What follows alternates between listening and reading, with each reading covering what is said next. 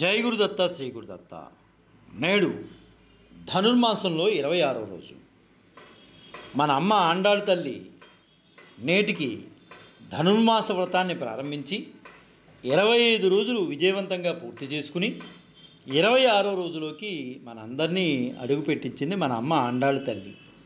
ఈ 25 రోజులు కూడా మన అమ్మ ఆండాళ్ తల్లి ఎంతో జ్ఞానాన్ని మనందరికీ కూడా ప్రత్యక్షంగా పరోక్షంగా మనకి అమ్మ పంచడం జరిగింది. ఈ తిరుప్పావై ఏదైతే ఉందో ఇది ఒక దివ్యమైన ప్రబంధం. ఇది వేదాన్ని అనుసరించి మాత్రమే వెళుతోంది.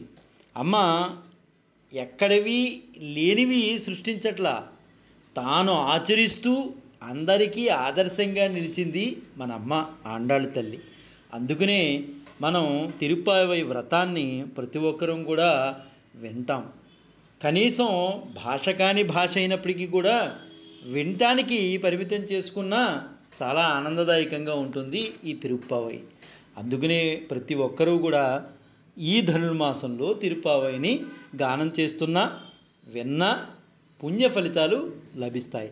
ఈ 25 రోజుల్లో భాగంగా అమ్మ మొదటి రోజు ఒక వ్రతాన్ని చేయడానికి కావలసింది మూల కారణం ఏంటి? కాలాన్ని అనుకూలంగా ఉండాలి ఆ కాలం. అందువలన అమ్మ కాలాన్ని ప్రార్థించింది మొదటి పాసనంలో.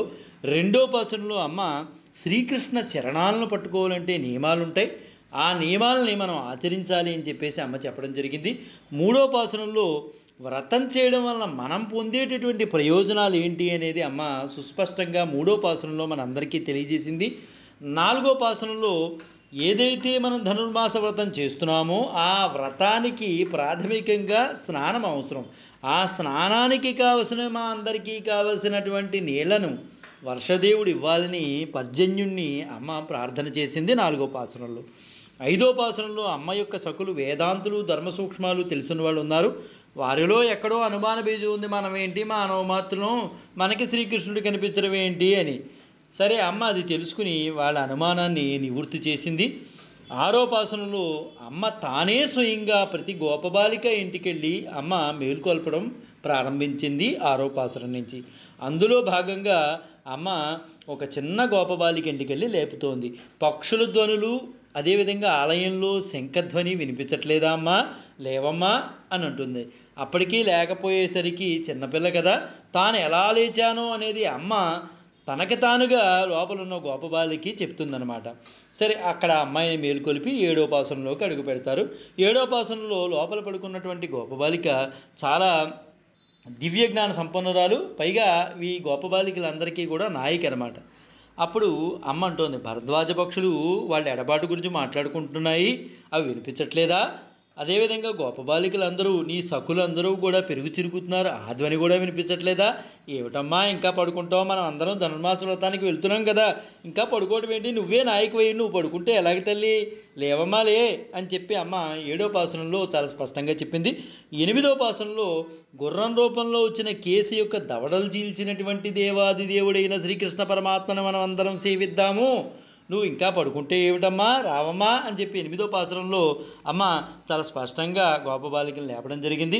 అదేవిధంగా తొమ్మిదో పాసనంలో, ఓ మామ కూతురా, నువ్వు మోగదానివి చెవిటిదానివి కాదు కదా, నా మాటలు వినిపించట్లేదా నీకు? మీ మేడ చుట్టూరు చక్కగా దీపాలు పెట్టుకున్నావా, లోపల శ్రీకృష్ణుడు ఏమైనా ఉన్నాడేంటమ్మా, రావమ్మా రా, చక్కగా మనం ధనుర్మాస వ్రతాన్ని చేయడానికి మేం పూనుకుంటే నువ్వు పడుకుంటావా అని అమ్మ తొమ్మిదో పాసనంలో స్పష్టంగా చెప్పింది. ఇంకా పదో పాసనంలో, శ్రీకృష్ణుడు నీ ఇంటి పొరుగువాడని మాకు తెలిసిలేమ్మా, ఓ అదృష్టవంతురాలా, నీకు కొంపదీసి కుంభకర్ణుడు ఏమైనా నిద్ర ఏమైనా దానం చేశాడే ఏమిటి, లేవమ్మా లే, చక్కగా మనం శ్రీకృష్ణ తత్వాన్ని గానం చేసుకుంటూ వెళదాం అని చెప్పి అమ్మ పదో పాసనంలో చెప్పడం జరిగింది. 11వ పాసనంలో, అడవినెమలి ఎలా అవుతే ఉంటుందో అందంగా ఉంటుందో అటువంటి కేశపాసాలు కలిగిందానా, మేము నూరారా శ్రీకృష్ణుడి యొక్క ప్రేమతత్వాన్ని గానం చేసుకుంటూ వెళుతుంటే నువ్వు చక్కగా నిద్రపోతావా, లేవమ్మా లే, సమయం అయింది, సమయం ముంచిపోతోంది, లేవమ్మా మనం కృష్ణతత్వాన్ని గానం చేద్దాం అని చెప్పి అమ్మ 11వ పాసనంలో లేపడం జరిగింది. ఇంకా 12వ పాసనంలో ఇది చాలా వింతగా ఉంటుంది. వాళ్ళు నిత్యకృత్యాలన్నింటినీ వదిలేస్తారు. ఎందువల్ల అంటే శ్రీకృష్ణుడి యొక్క ప్రేమతత్వంలో ఉండిపోతారు వాళ్ళు. అమ్మ వెళ్ళి చెప్తోంది, అదేమిటమ్మా పాలు కూడా పితకట్లేదు గోవు నుంచి, అలా వృధాగా అలా క్షీరధారం అయిపోతుంది కిందకి, అదేవిధంగా మేము పైన ఉన్నటువంటి మంచుతో తడిసిపోతున్నాం, మధ్యలో మా హృదయాలు కళ్యాణ గుణాలు, శ్రీకృష్ణుడి యొక్క కళ్యాణ గుణాలు తెలుసుకుని మా హృదయం ద్రవించిపోతుంది. ఇంత చక్కగా మేము ఉంటే నువ్వు పడుకుంటావేటమ్మా, నీ గుమ్మం దగ్గరకు వచ్చి మేము లేపుతున్నాం, లేవమ్మా లే అని చెప్పి అమ్మ 12వ పాసనంలో చాలా స్పష్టంగా లేపడం జరిగింది. 13వ పాసనంలో అమ్మతో అనుసరించేటటువంటి గోపికలకు ఒక పెద్ద ఆవిడ చెప్తుంది, రాముడు కృష్ణుడు ఒకటేనంటారా, మీరు వేరే వేరేగా అనుకోకండి, ఆయన వేరు ఈయన వేరు అనుకోకండి, ఆ కాలానికి తగ్గట్టుగా రాముడిగా వచ్చాడు, ఈ కాలానికి తగ్గట్టుగా కృష్ణుడిగా వచ్చాడు, ఆయన తత్వం ఒకటేనయ్యా అని చెప్తుంది అమ్మ అక్కడ పెద్ద ఆవిడ. దాన్ని అమ్మ కూడా మన ఆండాళి తల్లి కూడా ధృవపరుస్తుంది. చెబుతూ శుక్రుడు ఉదయిస్తున్నాడు, గురుడు అస్తమిస్తున్నాడు, లేవమ్మా లే, ఏంది ఇంకా పడుకుంటావు, కృష్ణతత్వాన్ని మనం పొందడం కోసం వెళ్తుంటే ఇంకా పడుకోవటం ఏంటమ్మా, లేవమ్మా అని చెప్పి 13వ పాసనంలో గోపాలకి నమ్మలేపడం జరుగుతుంది. ఇంకా 14వ పాసనంలో అమ్మ ఎంత స్పష్టంగా చెప్తుందంటే, ఇది వేద సహితము అని చెప్పడానికి అమ్మ ఎంత చక్కగా చెప్తుందంటే, ప్రత్యక్షం అనుమానం ఆప్తవాక్యాలను అనుసరించి వెళ్ళేవాడు ప్రామాణికులుగా ఉంటారు, ఆ ప్రామాణికులను ఆదర్శంగా తీసుకుని మనం వెళ్తున్నాము, ఏదైనా ఒక ప్రమాణంతో మనం వెళ్ళాలి అని అమ్మ చాలా స్పష్టంగా చెప్తూ, ఎర్ర కలువులు వికసిస్తున్నాయి, నల్ల కలువులు ముకులించుకుపోతున్నాయి, ఇంకా నువ్వు పడుకుంటే ఎలాగమ్మా, లేవమ్మా, మనం ప్రామాణికులను ఆదర్శంగా తీసుకుని వెళ్తున్నాము, ఈ ధనుర్మాస వ్రతాన్ని చేస్తున్నాము, అత్యద్భుతమైన దివ్యమైన భవ్యమైన వ్రతం అమ్మ ఇది, నువ్వు పడుకుంటే ఎలాగ తల్లి అని అమ్మ లేపడం జరుగుతుంది. ఇంకా 15వ పాసనంలో అమ్మకి ఇది వరకు నేను వ్రతం చేస్తాను అంటే ఒక దివ్యజ్ఞాన సంపన్నురాలు, నేను కూడా వస్తాను, నన్ను లేపండారా, మీరు ఒక్కళ్ళే వెళ్ళిపోకండి అని అమ్మకి చెప్పిందని. అమ్మ ఏం చెప్తుందంటే, అంత విజ్ఞత కలిగినటువంటి దివ్యజ్ఞాన సంపన్నురాలైనటువంటి గోపబాలి గట్టికి వెళ్ళి అమ్మ లేపడానికి వెళ్తే వీళ్ళు వచ్చారని యొక్క ధ్వనులు తెలుసుకుని లోపల నుంచి సంవాదం ఉంటుందన్నమాట వీళ్ళిద్దరికి మధ్యలో. అందరూ వచ్చారా అని లోపల నుంచి గోపబాలికి అడుగుతుంది. అప్పుడు అమ్మ అంటుంది, అందరూ వచ్చారు, నువ్వు ఒక్కదానివే రాలా, నీ గురించి వెయిట్ చేస్తున్నాం మేము, ఇంత విజ్ఞత కలిగిందని నువ్వు లోపల పడుకోవడం ఏంటమ్మా, రావమ్మా రా అని 15వ పాసనంలో అమ్మ చెప్తుంది. ఇక్కడికి 6వ పాసనం నుంచి 15వ పాసనం వరకు అంటే ఈ 10 మంది దివ్యజ్ఞాన పురుషుల్ని ఆళ్వార్లు అని మన పెద్దలు చెప్తూ ఉంటారు. ఈ ఆళ్వార్లను లేపుకుని తీసుకుని శ్రీకృష్ణ ప్రేమతత్వాన్ని పొందడం కోసం వెళ్తుంది. ఎందుకు వెళ్తుందమ్మా, అంత దివ్య పురుషులకి ముందు శ్రీకృష్ణుడు అనుగ్రహం ఇస్తే వాళ్ళతో పాటు మనం కూడా ఉంటాం కాబట్టి మనకు కూడా అనుగ్రహం లభిస్తుందని అమ్మ అంత చక్కగా ఆలోచించి ఈ 10 మంది దివ్యజ్ఞాన పురుషుల్ని కూడా ఆ వీళ్ళని ఆళ్వార్లను కూడా అమ్మ తీసుకెళ్తుంది అనమాట. ఆ తీసుకెళ్తుంలో భాగంగా 16వ పాసనంలో అమ్మ నందగోప భవనానికి ముందు వెళ్తుంది. నందగోప భవనంలో రక్షకభటులు అమ్మను ఆపుతారు, అక్కడ కొన్ని ప్రశ్నలు వేస్తారు, దానికి సమాధానాలు అమ్మ చెప్పడం జరుగుతుంది. ఇంకా తద్వారా 17వ పాసనంలోకి వీళ్ళు అడుగు పెడతారు. 17వ పాసనంలో ఎలా ఉంటుందంటే, అమ్మ వాళ్ళని లోపలికి నందగోప భవనంలోకి రక్షకభటులు పంపిస్తారు. పంపించగానే వాళ్ళు లోపలికి వెళ్ళంగానే ఈ గోపికలందరూ లోపలికి వెళ్ళంగానే ముందు నందగోపుడు పానుపు కనిపిస్తుంది, తర్వాత యశోదమ్మది కనిపిస్తుంది, తర్వాత 1, 2, 3 కనిపిస్తే అక్కడ ఒక కాలు, ఆ కాలికి కడియము కొంచెం అలా ఏదో మసకగా కనిపిస్తూ ఉంటుంది. సరే వీళ్ళు అక్కడ వరకు వెళ్ళి ప్రార్థన చేస్తారు, శ్రీకృష్ణుడు అనుకుని ప్రార్థన చేస్తారు. ఈ లోపల మన ఈయన లేచి వెంటనే బలదేవుడు లేచి, అయ్యయ్యో పొరపాటు పడ్డారు మీరు, అక్కడ శ్రీకృష్ణుడు లేడు, నీలాదేవి భవనంలో ఉన్నాడమ్మా, అక్కడికి వెళ్ళండి అమ్మా అని కొంచెం రహస్యంగా మన గోదామాతకి చెప్తారు. వెంటనే మన గోదామాత అక్కడికి బయలుదేరుతుంది. ఇక్కడికి 17 పాసనాలు పూర్తవుతాయి. 18వ పాసనంలో అమ్మ నీలాదేవి భవనానికి వెళ్తుంది. నీలాదేవి భవనానికి ఎప్పుడైతే వెళ్ళిందో అమ్మ అక్కడ ఏం చేయాలి, ముందు ఎవరిని ప్రార్థించాలి అనే ఆలోచనలో అమ్మ ఏమంటుందంటే, రామావతారంలో సీతాదేవి ఎలా అయితే పురుషకారమైందో అలాగే కృష్ణావతారంలో నీలాదేవి కూడా పురుషకారం వంటిది అని అమ్మ గ్రహించి, ఎక్కడైనా ఏ ప్రదేశంలో అయినా, ఏ గ్రామంలో అయినా, ఏ దేశంలో అయినా, ఎక్కడైనా సరే ఈ భూమి మీద అమ్మని దర్శనం చేసిన తర్వాతే నాన్నని దర్శనం చేయాలి, అయ్యవారిని దర్శనం చేయాలని అమ్మ చాలా సుస్పష్టంగా చెబుతూ అమ్మను ప్రార్థిస్తున్నారు. ఎలా ప్రార్థిస్తున్నారు, ఓ అందమైన దానా, తామరల వంటి హస్తాలు ఉన్నటువంటి దానా, నువ్వు వచ్చి చక్కగా తలుపు తెరవమ్మా, మేము స్వామిని దర్శనం చేసుకోవడం కోసం వచ్చాం అని చక్కగా అమ్మని ప్రార్థిస్తారు. అక్కడికి 18వ పాసనం అవుతుంది. 19వ పాసనంలో అమ్మ అంత పిలిచినప్పటికీ కూడా స్వామిని నీలాదేవి వదలట్లేదని భావించి వీళ్ళు అంటారంటే, క్షణకాలం కూడా స్వామిని వదిలిపెట్టకపోతే ఎలాగమ్మా, అంత దూరం నుంచి మేము స్వామిని దర్శనం చేసుకోవడం కోసం వచ్చాం, నువ్వు వదలకపోతే ఎలాగా, అంత విరహాన్ని తట్టుకోలేకపోతే ఎలాగమ్మా, వదలవమ్మా స్వామిని అని కొంచెం కఠినంగా వాళ్ళు మాట్లాడతారు. మాట్లాడంగానే అక్కడికి ఆ 19వ పాసనం పూర్తవుతుంది. మరి 20వ పాసనంలో ఎలా ఉంటుందంటే, స్వామివారి కోపం వస్తుంది. స్వామివారి కోపం వచ్చిన సంగతి వీళ్ళు కనుక్కుంటారు. ఎందువలన అమ్మని కఠినంగా అమ్మని ధ్యానిస్తే స్వామికి ఆనందం, అమ్మని పూజిస్తే స్వామికి ఆనందం, అమ్మ తత్వం తెలుసుకుంటే స్వామికి ఆనందం, అమ్మని మాలలతో అలంకరిస్తే స్వామికి ఆనందం. అలాంటిది అమ్మని తిడితే స్వామి ఊరుకుంటారా? వెంటనే మన గోదామాత ఏం చేసిందంటే, అందువలన స్వామి మనకి అనుగ్రహించట్లేదా, అయితే అమ్మని పొగుడుదామని చెప్పి, ఓ నీలాదేవి లక్ష్మీ ప్రతిరూపమా, పరిపూర్ణరాలా, మేలుకోమ్మా, మేలుకోమ్మా, విసినికర్ర అర్థం కొంచెం ఇప్పించమ్మా, స్వామితో పాటు మేము కూడా మంగళ స్నానం ఆచరించడం కోసం వచ్చాం, ఒక్కసారి లేపమ్మా, స్వామిని చూసి దర్శనం చేసుకుంటామమ్మా అని 20 పాసనంలో చక్కగా చెప్పడం జరిగింది. ఇంకా 21వ పాసనంకి వచ్చేటప్పటికి వేదాదులచే నిర్ధారించబడిన ప్రమాణం కలిగినటువంటి ఓ స్వామి, ఓ దేవతాశ్రేష్ఠుడా లేవయ్యా, వేదాదులు కూడా నువ్వు అందవు కదయ్యా, వేదాలను దాటిపోయి ఉన్నావు కదయ్యా, నీకు వందనమయ్యా, నువ్వు లేవయ్యా, మమ్మల్ని అనుగ్రహింపవయ్యా అని చెప్పేసి 21వ పాసనంలో స్వామిని కీర్తిస్తారు. 22వ పాసనంలో కూడా ఎంత చక్కగా వాళ్ళు స్వామిని కీర్తిస్తారంటే, చంద్రుడు సూర్యుడు ఒకే పర్యాయాలు ఉదయించినట్లయితే అంతటి అందమైన 2 కన్నుల చూపులు ఒక్క పర్యాయం ఆపే ప్రసరించు స్వామి. చంద్రుడు సూర్యుడు ఒకేసారి ఆకాశంలో కనిపిస్తే ఎంత అద్భుతంగా ఉంటారో అలా 2 కన్నులతో మమ్మల్ని ఒక్కసారి అనుగ్రహించు తండ్రి అని చెప్పి 22వ పాసనంలో అమ్మ స్వామిని వేడుకోవడం జరుగుతుంది.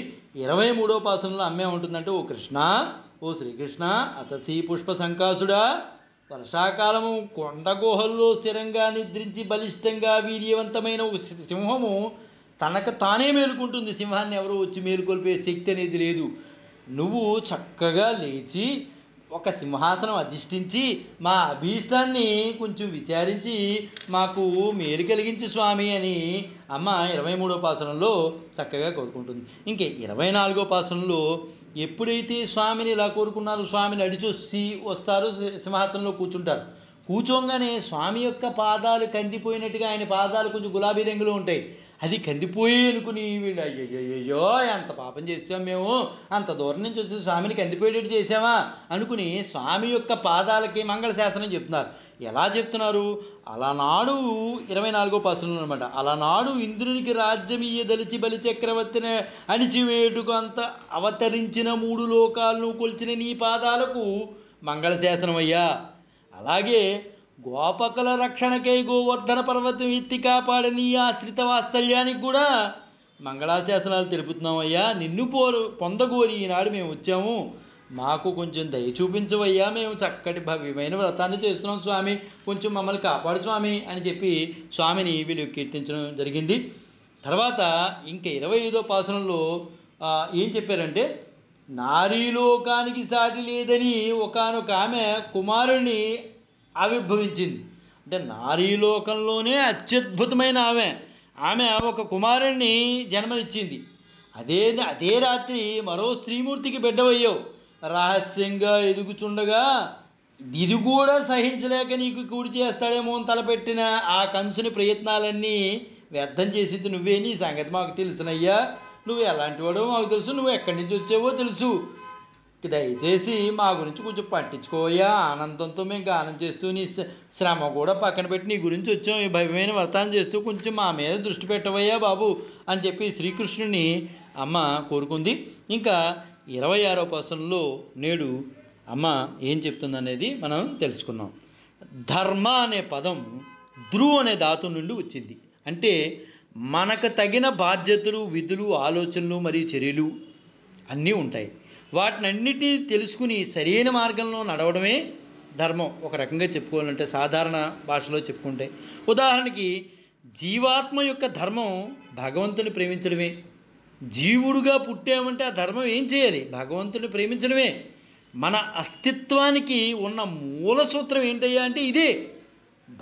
మనం జీవుడిగా వచ్చామంటే తినేయడం, పడుకోవడం, లేవడం ఇదే కాదు జీవితం. భగవంతుడి యొక్క సేవ చేయటమే, భగవంతుడి యొక్క విషయాలను గానం చేయడమే, భగవంతుడి యొక్క చరిత్రను తెలుసుకోవడమే ఇది మనం చేయవలసింది. తిన్నాం, పడుకున్నాం, లేచాం ఇది కాదు. అందుకనే స్వామి కూడా నీ ధర్మాన్ని, నీ స్వధర్మాన్ని నువ్వు ఆచరించు అని భగవద్గీతలో ఎంత స్పష్టంగా చెప్పారంటే, శ్రేయాన్ స్వధర్మో విగుణ పరధర్మాత్ స్వనుష్ఠితాత్ స్వధర్మే నిధనం శ్రేయ పరధర్మో భయావహ. ఇక్కడున్న స్వధర్మ అనే పదాన్ని మనం తీసుకున్నట్లే పూర్వప్రత్యయం ఇక్కడ స్వ అంటే సొంత లేదా వ్యక్తిగత అని.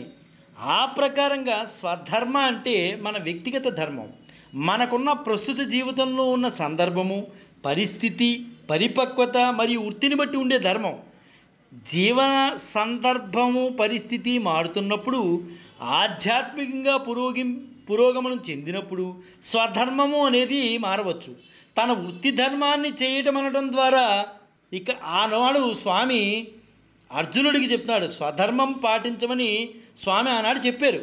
వేరే వారు ఎవరో ఇంకేదో చేస్తున్నారని తన చేసేది మార్చవద్దని స్వామి చెప్తున్నారు. వాళ్ళు ఏదో చేస్తున్నారు, అదే నేను చేస్తాను వద్దు, నీ ధర్మం నువ్వేమవుతుందో అదే చెయ్యి, పెద్దల్ని అనుసరించు, అనుకరించుకు అని చాలా స్పష్టంగా చెప్తున్నారు. మరొకరిలాగా నటించడం కన్నా మనం మనలాగా ఉండడం ఎంత ఆనందదాయకం అండి. ఎవరిలోలాగా నటించడం మనమేంటి, మనం మనలాగా ఉండాలని స్వామి చాలా స్పష్టంగా మనకి చెప్తున్నారు. మన సహజ స్వభావం ద్వారా జనించిన విధులు ఏవైతే ఉంటాయో మానసిక స్థైర్యంతో చాలా సునాయాసంగా మనం దాన్ని సాధించవచ్చు. ఇతరుల విధులు దూరం నుండి చూడటానికి ఆకర్షణీయంగా ఉంటాయి, మనకి అలా చేయబుద్ధి అవ్వచ్చు, కానీ అది చాలా ప్రమాదకరమైంది. నీ 30 ఏళ్ల జీవితంలో నువ్వు నీకున్నటువంటి భగవద్గీతలో 701 శ్లోకాలే నీకు తెలియవు. పక్క ధర్మంలోకి వెళ్ళి పక్క ధర్మాన్ని చెడగొట్టడం తప్పించి ఎందుకండి పక్క ధర్మం, నీ ధర్మంలో నీకే తెలియదే, నువ్వే తెలుసుకోవే. పక్క ధర్మాన్ని ఏం తెలుసుకుంటావు? 30 ఏళ్ల జీవితంలో నువ్వు తెలుసుకున్నది ఏంటి? పక్క ధర్మంలోకి అడుగు పెడతావా అని అది ప్రమాదకరమని స్వామి చెప్తున్నాడు. అది మన స్వభావంతో పొసగకపోతే అది మన ఇంద్రియ మనోబుద్ధులపై ఘర్షణకి దారితీస్తుంది. చాలా స్పష్టంగా చెప్తున్నారన్నమాట. ఇది మన అంతఃకరణకి హాని కూడా కలిగిస్తుంది. అందులోకి వెళ్ళి నువ్వు నిలబడలేవు. నేను మారిపోతా మారిపోతే నువ్వు అక్కడికి వెళ్ళి ఉంటావా? ఉండలేవు. నీ అంతఃకరణ ఒప్పుకోదు. డబ్బు కోసం వెళ్ళావు అంతే, డబ్బు కోసమే, డబ్బే పరమావధిగా వెళ్తున్నావు నువ్వు, కానీ అంతఃకరణ ఎప్పటికీ నిన్ను ఒప్పుకోదు. ఆధ్యాత్మిక పురోగతికి అడ్డంగా మారుతుంది. అక్కడ నువ్వు ఎక్కడికి వెళ్ళినా నిన్ను గుర్తించేవాడు ఎవడో ఉండడు. అసహజమైన పరుల ధర్మం చేయట కన్నా సొంత ధర్మంలో నిష్ఠగా చేయడంలో మరణించినా పర్వాలేదని స్వామి చాలా చక్కగా చెప్పారు. అందుకనే మన ఆండాళ్ళ తల్లి స్వధర్మాన్ని పాటిస్తూ మనం ఏం చేయాలి, వేదం మనకేం చెప్పింది, చక్కగా స్వామిని కీర్తించాలి. అలా కీర్తించుకుంటూ 25 రోజులు శ్రమను కూడా పక్కన పెట్టి అమ్మ ధనుర్మాస వ్రతాన్ని మనకి నేర్పింది ఎలా చేయాలి అనేది. అలాగే మన బిల్వమంగళులు కూడా ఎంతో చక్కగా స్వామిని కీర్తించారు. గోధూళి దూసరిత కోమల కుంతలాగ్రం గోవర్ధనోద్ధరణ కేళీకృత ప్రయాసం గోపీజనన్య కుచ కుంకుమ ముద్రితాంగం గోవిందమిందువదనం శరణం భజామా. ఎంత చక్కగా బిల్వమంగళుడు శ్రీకృష్ణుడి గురించి ప్రార్థించాడండి. ఎంత చక్కగా చేశారంటే ఆయన ఏమని చెప్తున్నారంటే, గోధూళి దూసరితములు గల మత్తని ముంగురులు గలవాడు, గోవర్ధన పర్వతం ఎత్తడం వల్ల కొంచెం అలసిపోయినవాడు, గోపనాంగల చనులయందు కుంకుమల చే నొప్పి మేను గలవాడు, చంద్రుని వంటి మోము గల గోపబాలకి నేను శరణం వహిస్తున్నాను, నేను ఆ పాదాలను పట్టుకుంటున్నాను, ఎప్పుడు పొందుతానో ఆ పాదాలని అని బిల్వమంగళుడు తహతాలు ఆడిపోయాట. అలాగే మన అమ్మ తిరుపావైలో ప్రమాణాలని అంటే పెద్దలు ఏదైతే చెప్పారో అది ఆచరించుకుంటూ వస్తుంది అమ్మ. పెద్దలు చూపించిన మార్గంలో వస్తుంది. శ్రీకృష్ణ ప్రేమతత్వాన్ని ఎప్పుడు పొందుతాం అని అమ్మ ఎంత తహతలాడిపోతూ శ్రీకృష్ణుడు అక్కడ కూర్చులో అలా సింహాసనం మీద కూర్చున్నారు. ఆయన పాదాలు అలా పైకి పెట్టి ఉన్నారు. వెంటనే అమ్మ పాడుతోంది, మాలే మణివన్న మార్గళి నీరాడువాన్ మేలే యార్ செய்வனகள் மேண்டுவன கேட்டியேல் ஞாலத்தே எல்லாம் நடுங்க முரல்வன பாலன்ன வண்ணத்துவன் பாஞ்சசன்னியமே போல்வன செங்கங்கள் போயப்பாடு உடையேனவே சாலப்புறம் வரப்பறையம் பல்லாண்டிசைப்பாரே கோல விளக்கை கொடியே வித்தானவே ఆలియన్ ఇలయ్యాం ఆరుల్ ఏలోరెంబావాయ్. అమ్మ ఎంత చక్కగా ఈ పాసురాన్ని పాడి వినిపించిందో. అందులో మొదటగా ఏం చెప్తోందంటే, చెయ్యాదన చెయ్యాం, మన పూర్వులు చేయనివి చేయకూడదు. నేనేదో సొంతంగా చేస్తున్నాను కాదు, మన పూర్వులు ఏదైతే చెప్పారో అవే చేయాలి. మన పూర్వులు ఏదైతే ఆరాధించారో మనకు మార్గం వేశారో ఆ మార్గంలో నడవాలి. నేను కొత్త మార్గాలకు వెళ్తాను, అదేదో బాగుంది, నాకు డబ్బులు ఇస్తారు, అందులోకి వెళ్తాను అనుకుంటే నీ జీవితం అలాగే ఉంటుంది. నీ జీవితం కాదు, నీ పిల్లల జీవితం కూడా తగలేస్తావు. ఇక్కడ అమ్మ చాలా స్పష్టంగా చెప్తోంది, మన పూర్వులు ఏదైతే చేయకూడదు అంటున్నారో అది చేయొద్దు. మన పూర్వులు ఏదైతే చెప్తున్నారో అదే నేను చేస్తున్నాను. ఈ మధ్యకాలంలో మన సౌకర్యాలను తెచ్చి పెట్టుకున్నాం, మన ఆరోగ్యాన్ని ఎంత పాడు చేసుకున్నామో మన అందరికీ తెలుసండి. ఇది వరకు ఇవన్నీ లేనినాడు హాయిగా బ్రతికాం. మన పూర్వీకులు ఎంత హ్యాపీగా బ్రతికారో, 70-80 ఏళ్ళు కూడా, 80-90 ఏళ్ళు కూడా బతికిన వాళ్ళు ఉన్నారు. ఈరోజు 65 ఏళ్ళు వస్తుంటే భయంగా ఉంది, 60 ఏళ్ళు వస్తుంటే ఎప్పుడు పోతామా అన్నట్టుంది. సౌకర్యం కోసం భౌతికమైనవి చేయవచ్చు, అవి మన స్వరూపాన్ని పాడు చేయకూడదు. నీకు సెల్ ఉంది కదా, బాగుంది, జ్ఞానాన్ని విను, భగవతత్వాన్ని విను, చెడు మార్గాలకు వెళ్ళకు. అందులో చెడు ఉంటుంది, మంచి ఉంటుంది, నువ్వు మంచిని స్వీకరించు. సెల్ ప్రపంచం అంతా నీ చేతిలో ఉంది, సెల్ అనే దాంట్లో. కానీ ఆ చరవాణిలో ఏముంది, నువ్వు దైవత్వానికి సంబంధించినవి విను, అదే తీసుకో. ఇది గుర్తుపెట్టుకోవాలి అని ఎంత చెప్తా. ఆత్మజీవనం కోసం మాత్రమే మన పూర్వులు ఆచరించమని చెప్పారు, అవే ఆచరించాలి మనం. వాళ్ళు ఏదైతే చెప్పారో అలా వెళ్ళాలి తప్పించి మనం ఇష్టం వచ్చిన త్రోవలో వెళ్తామంటే భగవంతుడు మనని కరుణించడు. ఆపై మేలేయార్ సేమ్ మనగల్, ఏమి మన పూర్వులు ఆచరించారో మన శ్రేయస్సు కోసం అవే ఆచరించాలి. మనం చేసేటప్పుడు ఎదురువారు ఏమైనా అంటే లేదా అడ్డుపడినా వారిని ఎదురు చెప్పకుండా నానే అయుడుగా నేను అంగీకరిస్తానంటూ వినయంతో లక్ష్యం వైపు చెదరని స్థితిని ఆర్జించాలి. మనం వెళ్ళే మార్గంలో అనేక మంది అసూయపరులు ఉంటారు, మన అడ్డుపడేవాళ్ళు ఉంటారు, మనం చేసే మార్గాన్ని ప్రతి దానికి అడ్డుపడేవాళ్ళు ఉంటారు. సరే, ప్రతి వాళ్ళు ఇబ్బంది పెట్టేవాళ్ళు ఉంటారు, అయితే దాన్ని నవ్వుతూ స్వీకరించి వదిలేయడమే. స్వామి ఉన్నారు, ఆయనే చూసుకుంటారు. నువ్వు మంచి మార్గం చెప్తూ వెళ్తున్నావు, నీకు అడ్డుపడేవాడిని నువ్వెందుకయ్యా, అడ్డుపట్ట ఆయన చూసుకుంటాడు. కాబట్టి అడ్డుపడేవాళ్ళని నువ్వు ఏమనొద్దు, ఆయనే మాట్లాడుకుంటారు వాళ్ళతో అని చక్కగా చెప్తోంది అమ్మ. ఈ 3 సూత్రాలు ఆచరించింది ఆండాళ్ళ తల్లి. ఈరోజు ఆండాళ్ళ తల్లి మేలేయార్ సేయి వనగళ్ళి ఈ సూత్రాన్ని చెప్తోంది. పెద్దలు అన్నప్పుడు కొన్ని అనాచారాలు కూడా ఉండవచ్చు, అప్పుడు పెద్దల ఆచరణ ప్రమాణ యోగ్యం కాకపోవచ్చు. వేదంలో ఇవి తగును, ఇవి తగవు అనే నిర్ణయం చేయబడి ఉంది. వీటిని విరుద్ధంగా లేని ఆచరణ మనం స్వీకరించకూడదు. మన పెద్దలు ఏదైతే చెప్పారో అదే ఆచరించాలి. పొరపాట్లో కూడా చేయకూడదు. ఇవంతటికి కూడా మనకి ఒక ప్రామాణికం ఏంటి, మన వేదం ఏదైతే చెప్పిందో దాన్ని ఆచరిస్తూ మనం వెళ్ళాలి. నేను కొత్తగా చేసేది ఏమీ లేదని అమ్మ మన ఆండాళ్ళ తల్లి చెప్తోంది. ఇది ఒక నిరూపణ, నిజంగా చెప్పుకోవాలంటే ఒక నిరూపణ, ఒక ప్రూఫ్. స్వామిలోని ప్రేమను కనిపెట్టి వాళ్ళు ఇలా అంటున్నారు, మాలే మణివన్నా, ఓ మణిమాణిక్యమా అంటూ పిలుస్తున్నారు స్వామిని. ఎంత పొంగిపోతాడో స్వామి. అయితే తన ప్రేమను కనిపెట్టేశారు. ఇక ఎక్కడ లొంగిపోవాల్సి వస్తుందేమో స్వామి, నాకు ఈ పేరేం కొత్త కాదు అన్నాడు స్వామి. మా అమ్మ యశోదమ్మ నన్ను ఇలాగే పిలిచేది అంటే వీళ్ళు ఇలా పిలవంగానే స్వామి ఉప్పొంగిపోతాడు. బాబోయ్, ఇన్నిసార్లు పిలుస్తుంటే నేను పొరపాటు వాళ్ళ దగ్గరికి వెళ్ళిపోతానేమో అని స్వామి ఏం చేశాడు, ఈ పేరేం కొత్త కాదయ్యా, మా అమ్మ కూడా పిలిచేది నన్ను అన్నాడు. అసలు మీరు ఎందుకు వచ్చారో చెప్పండి అని అడిగాడు స్వామి వాళ్ళందరినీ గోపాలకి. మార్గిర్ నీరాడువాన్, మార్గిర్ స్నానం చేయడానికి మేము వచ్చామయ్యా అని చెప్పారు వీళ్ళు. అయితే ఎవరు చెబితే చేస్తున్నారు అని అడిగాడు స్వామి. మీరు మార్గశిర స్నానం చేస్తున్నాను అంటున్నారు కదా, ఎవరు చెప్తే వచ్చారు మీరు అని స్వామి అడిగాడు. మేలేయార్ సేయి వనగల్ వేండువనా, ఎంత చక్కగా చెప్పారండి. నేను నాకు స్నానం చేశారు, నేను చెప్పాను ఇవి కాదు. అమ్మ గోదామాత ఎంత స్పష్టంగా చెప్పిందో, నేనే చెప్పాను అలా. మా పెద్దలు ఆచరించింది కాబట్టి స్వామి మేము ఆచరిస్తూ వచ్చాం, మేం చేస్తున్నాం. మా పెద్దలు చెప్పిన దాన్ని మేము తూచా తప్పకుండా ఆచరిస్తున్నాం. దృఢమైన ప్రమాణాన్ని పట్టుకున్నాం, మా వేద ప్రమాణం స్వామి, మన వేద ప్రమాణాన్ని పట్టుకుని మేము వచ్చాం. మా పెద్దలు ఇలా వెళ్ళు అని చెప్పారు, అలా వచ్చాం. నేనేం చెప్పలేదు అమ్మ, అక్కడ అహం చెప్పలా. ఎంత చక్కగా చెప్పింది. ఇందులో అందరిలోనూ గోపికలు ఆచరించిందే కదా, ఇది అందరూ ఆచరించిందే కదా, ఇక ప్రశ్నే లేదు.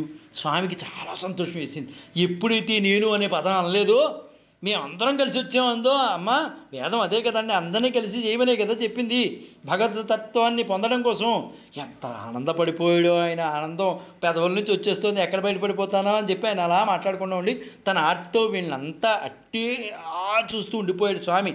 మా పెద్దలు చెప్పిన దోవలో మేము వస్తున్నాం, మా పెద్దలు చెప్పారు కాబట్టి వచ్చాం అనగానే ఎంత ముడిసిపోయాడో, నవ్వు వస్తుంది, ఆపుకుంటున్నాడు ఆయన. కేటీఎల్ వినపడుతుందా మేము అడిగింది అని అడిగారు. అయితే మీకు ఏం కావాలో ఒక్కొక్కటి చెప్పండి అని అడిగాడు స్వామి. వీళ్ళు అడిగారు కేటీఎల్, స్వామి మేము అడిగింది మీకు వినిపిస్తుందా అనగానే స్వామి అన్నారు, మీకు ఏం కావాలో చెప్పండి అయ్యా, నేను ఇస్తాను అన్నారు. వీళ్ళు ఒక్కొక్కటి చెప్పడం ప్రారంభించారు. ஞாலேத் ஞாலத்தே ஞాలత్తే ఎల్లాం, భూమినంతా నడుంగ వణికించేటట్లుగా, మురల్లవన ధ్వని చేసేటట్టు, పాలన్నమన్నత్తు పాలవలే తెల్లగా స్వచ్ఛమైన కాంతి కలిగిన, పాంచజన్యమే పోల్వన, నీ పాంచజన్యాన్ని పోలిన సంగంగల్ శంఖాలు కావాలి అని అడిగారు. స్వామి నీ పాంచజన్యాన్ని పోలినటువంటి పాంచజన్యం పోలినటువంటి శంఖాలు మాకు కావాలి అని అడిగారు. నీ పాంచజన్యాన్ని పోలినా అని చెప్తున్నారు, ఎందుకంటే భగవంతునికి శంఖ చక్రం ఈ అసాధారణ ఆయుధాలు మామూలు కావు. ఆ ఒక్క శ్రీమన్నారాయణ దగ్గర మాత్రమే ఉంటాయి, ఎవరి దగ్గరికి వెళ్ళవు ఆ శంఖ చక్రాలు. ఈ మధ్యకాలంలో ఎవరు పడితే వారికి పెట్టేసుకుంటున్నారు శంఖ చక్రాలు అనేవి. అసలు ఈ శంఖ చక్రాలు అనేది స్వామికి తప్ప మిగతా వాళ్ళ దగ్గర ఉండడానికి వీల్లేదు, ఇదంతా ఫ్యాషన్. ఈ శంఖ చక్రాలను భరించేటటువంటి శక్తి స్వామికే, ఇంకెవరికీ లేదు. అది చాలా తప్పు. ఈ మధ్యకాలంలో ఎవరు పడితే వాడు పెట్టేసుకుంటున్నారు, ఇది చాలా తప్పు కూడా. శ్రీకృష్ణునికి సన్నిహితుడుగా ఉండేవాడు, నిజానికి చెప్పుకోవాలంటే ఒక ఆయన ఉండేవాడు శ్రీకృష్ణుడికి, శ్రీమాలికుడు అనే ఆయన ఉండేవాడు సన్నిహితుడిగా. అయితే శ్రీకృష్ణుడు పేరు చెప్పుకుని కొంచెం అల్లరి చిల్లర వేషాలు కూడా వేసేవాడు. ఆయన మా ఫ్రెండే, నా స్నేహితుడే అని చెప్పుకుని అల్లరి చిల్లర వేషాలు వేసేవాడు శ్రీమాలికుడు. కొంతకాలం అయ్యాక శ్రీకృష్ణుడి వద్దకు వచ్చి, ఏమయ్యా నువ్వు నేను ఫ్రెండ్స్ కదా, నీ సుదర్శన చక్రం కొంచెం కావాలయ్యా అని అడిగాడు. శ్రీకృష్ణుడు అన్నట, ఇది ఇతరులు వంగి ఉండదయ్యా, నేను చెప్తున్నాను వినవయ్యా, ఇది ఇతరుల దగ్గర ఉండదయ్యా అంటే, ఇక వినకపోయేసరికి శ్రీకృష్ణుడు ఏం చేస్తాడు, నాకు అదే కావాలని కూర్చున్నాడు. బాబు నీ దగ్గర ఉండదయ్యా ఇది అంటే, అబ్బాబే నాకు అదే కావాలి. పాపం తనకి తెలియకుండానే తనకు నరుక్కున్నాడు. ఎందువల్ల శంఖచక్రం అది చక్రం అనేది ఆయన దగ్గర ఉండదు, అది అతని కంఠాన్ని ఖండించిందనమాట. వద్దన్నా సరే కావాలని తీసుకున్నాడు కదా. అలాగే శ్రీ వెంకటాచల మహత్యంలో ఒక కథ ఉంది. తిరుమల కొండపై కుమారస్వామి తపస్సును అనుగ్రహించడానికి శ్రీనివాసుడు ప్రత్యక్షమైనప్పుడు అక్కడికి పరమశివుడు కూడా, కుమారధార ఉంటుంది. తిరుమల కొండపై కుమారస్వామి తపస్సు అనుగ్రహించడానికి శ్రీనివాసుడు ప్రత్యక్షమయ్యాడు.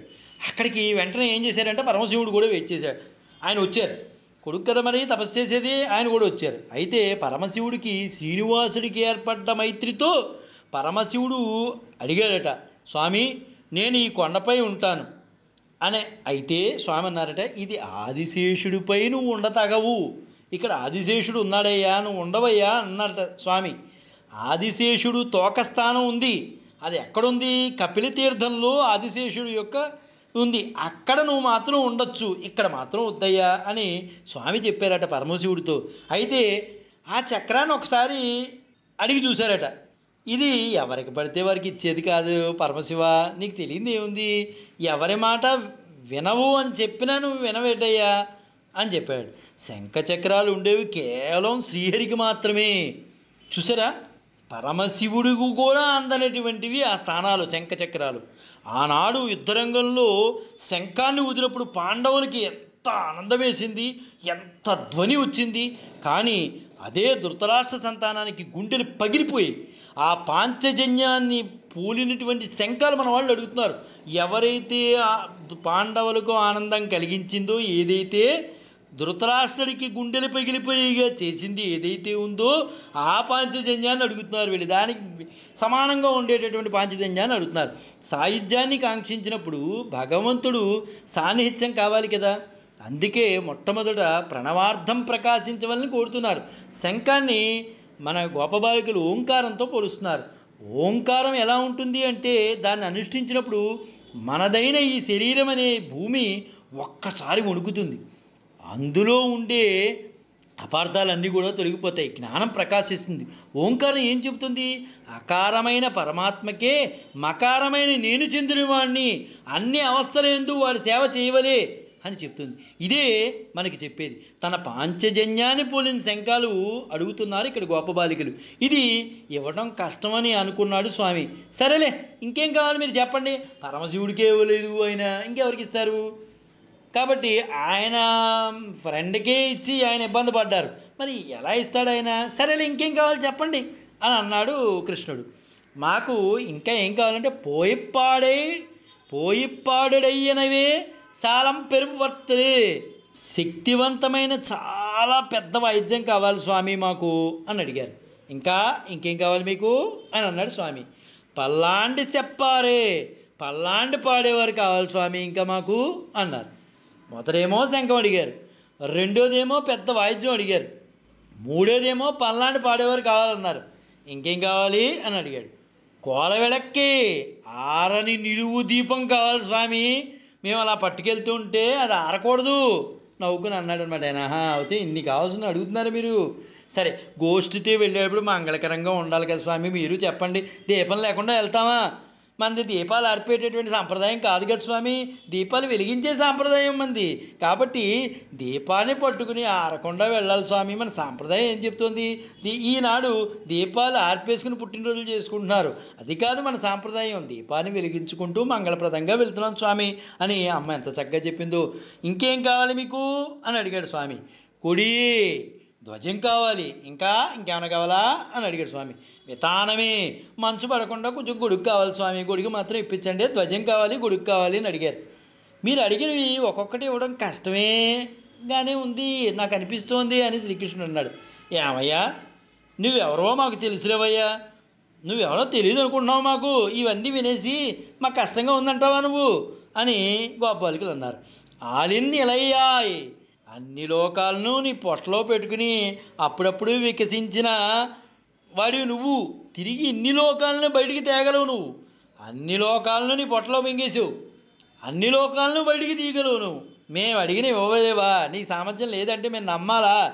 నీ గురించి మాకు తెలుసయ్యా, నువ్వేంటో నీ సామర్థ్యం ఏంటో మాకు తెలుసులేవయ్యా. నువ్వు అనుకుంటే జరగంది ఏముందయ్యా ఈ ప్రపంచంలో, నీ వద్ద అనుకుంటే జరిగేది ఏమీ లేదయ్యా, అంతా నువ్వే కదయ్యా అంటూ ఎరుళ్ నీ దయ అని స్వామిని కోరారు. ఇక వీళ్ళు ఇవ్వక తప్పదు, ఇదివరకు ఊళ్ళో కోవెలో ఉన్న శంఖాన్ని ఒకటి తెప్పించి, బాబోయ్ వీళ్ళు వినట్లేదని చెప్పి ఇదివరకు ఊళ్ళో ఏదో శంఖం ఉంటే శంఖం ఇప్పించాడు శ్రీకృష్ణుడు. తన దగ్గర ఉన్న కొంబు బూర ఒకటి ఇప్పించాడు. సరే, ఇంక వీళ్ళు వదలట్లేదని చెప్పి ఓ బోర ఇచ్చాడు. స్వామి సంబంధం గలను కాబట్టి వీళ్ళు ఎంత ఆనందపడిపోయారు. స్వామి చేత్తో ఏమి ఇచ్చినా ఆనందమే కదండి, చిన్న అణువు ఇచ్చినా ఎంత ఆనందపడిపోతాం మనం, అలాగే ఎంత ఆనందపడిపోయారు. ఇక వాయిద్యం తను వెన్న తినేటప్పుడు చేసిన ఘట నృత్యం, అప్పుడు వాడే వాయిద్యాన్ని ఇచ్చాడు. తాను వెన్న తినే సమయంలో ఆ ఘంటానాదం ఉంటుంది, అది తీసుకెళ్ళి వీళ్ళకి ఇచ్చాడు. ఇక పల్లాండుకు రాబోయే కాలంలో రామానుజ సంపర్కంచే ఏర్పడ్డ భక్త గోష్ఠికి మంగళం పాడేటటువంటి నమ్మాళ్ళవారిని పంపాడు ఆయన. ఎంత గొప్ప విశేషం అండి. ఇక ఆరని దీపం అడిగారు కదా, అమ్మని వీళ్ళతో పంపాడు. ఎంత గొప్ప విశేషం. ఆరని దీపం ఎవరయ్యా మనకి అంటే అమ్మే కదా, అమ్మను పంపాడు అనమాట. ఇక ధ్వజానికి గుర్తుగా గరుత్మంతుని పంపాడు. గొడుగుగా ఆదిశేషుని వెళ్ళమన్నాడు. తాను ధరించి విడిచిన శేషవస్త్రం ఒకటి ఇచ్చాడు స్వామి. స్వామి సంబంధించినవి కలివన్నీ కూడా తీసుకుని మురిసిపోయారు ఈ గోపికలందరూ కూడా. ఎంత గొప్ప విశేషం అండి, ఎవరు ఇలా చేయగలరు? 26 పాసురాలు పాడాడు స్వామి, కరిగిపోయి ఇవన్నీ ఇచ్చాడు. 26 రోజుల నుంచి చక్కగా తిండి తెప్పలు లేకుండా స్వామి స్వామి స్వామి అంటూ గానం చేసిన, తిరుపతి గానం చేసినందుకు ఎంత ఆనందం అండి, ఎంత ఆనందపడిపోయాడో స్వామివారు. అందరినీ ఎంత ఆనందం కలిగిపోయిందో, స్వామివారికి ఆనందం కలిగిపోయింది. అంతకన్నా ముఖ్యంగా గోపాలీలందరూ కూడా ఆనందం కలిగిపోయి, ఇదే మా కోరిక స్వామి, నువ్వు ఎప్పుడు ఇస్తావా అని అనుకుంటూ వచ్చాం మేము. అసలు ఇస్తావో ఇవ్వో, మమ్మల్ని పట్టించుకుంటావా లేదా అనుకున్నాం. బాగానే చూసావు స్వామి నిన్ను, చాలా ఆనందంగా ఉంది, మేము ఇది అద్వితీయ వ్రతం చేస్తున్నాం, భవ్యమైన వ్రతం స్వామి, నీ గురించే చేసాం అని 26వ పాసనంలో ఎంత చక్కగా చెప్పారంటే వీళ్ళు. అంత చక్కగా చెప్పు స్వామి, వటపత్ర సాయిగా మమ్మల్ని అనుగ్రహించావు, మాకు చాలా ఆనందంగా ఉంది.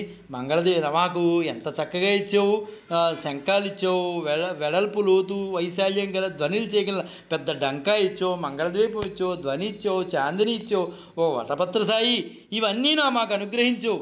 నువ్వు మాకు ఎంత ఆనందంగా ఉంది, ఇది ఒక అద్వితీయ వ్రతం మేము చేసేదని చాలా ఆనందపడిపోయారు వీళ్ళు. 26వ రోజు పాసనాన్ని అమ్మ చక్కగా ముగించుకుని రేపు 27వ పాసనంలో మనందరినీ కూడా తీసుకెళ్ళబోతోంది. జై గురుదత్త, శ్రీ గురుదత్త, శ్రీపాద శ్రీవల్లభ చరణదాసుడు, మానికొండ రాజశేఖర శర్మ, రాజమహేంద్రవరం.